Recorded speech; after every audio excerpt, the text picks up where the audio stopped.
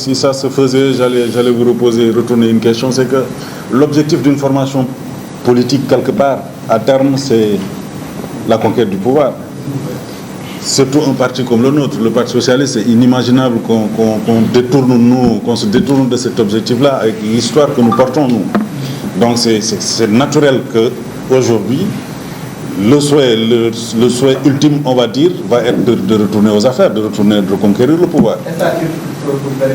Non, ça c'est une autre affaire. Nous faisons partie aujourd'hui d'une coalition, qui est le Benno Bokk Yakaar.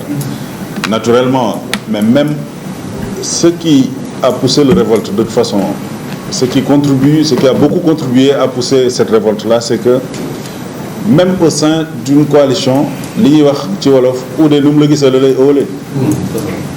le poids que nous aurons au sein de la coalition dépendra de la puissance que nous aurons nous-mêmes en tant qu'entité politique. Mais une entité politique faible au sein d'une coalition va être considérée de façon faible, proportionnelle à sa dimension, naturellement. Si nous voulons même être, parce que de toute façon, moi je pense qu'aujourd'hui, nous sommes dans l'ère des grands ensembles. C'est révolu, je pense qu'un seul parti puisse accéder au pouvoir tout seul, avec ses hommes et ses femmes, etc. Donc c'est l'ère des grands ensembles qui est ouvert. De ce point de vue, nous devons être forts pour nous projeter dans cette coalition déjà, dans laquelle on est et qu'on vit plutôt pas mal, et même dans les futures autres coalitions que nous aurons à diriger, nous, ou dans les autres, dans le temps, ce qui se passe, on ne sait pas comment les négociations vont s'opérer.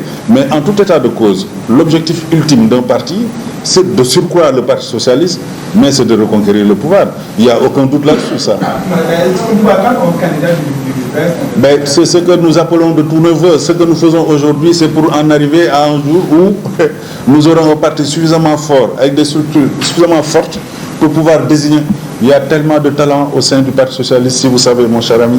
Il y a tellement d'experts, il y a tellement d'intellectuels et politiques et à tout point de vue capables de diriger ce pays. Il y en a tellement.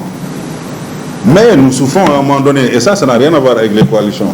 Nous avons nos démons internes, on va appeler ça comme ça. Mais ce qui va se passer, c'est que nous, ce qu'on veut, c'est qu'on fasse les états généraux de ce parti-là. Nous appelons ça pousser vers le congrès extraordinaire. Parce que nous savons que nous n'avons pas le temps de terminer le processus de renouvellement entamé depuis bientôt 5 ans par Ousmane Tanor Dieng.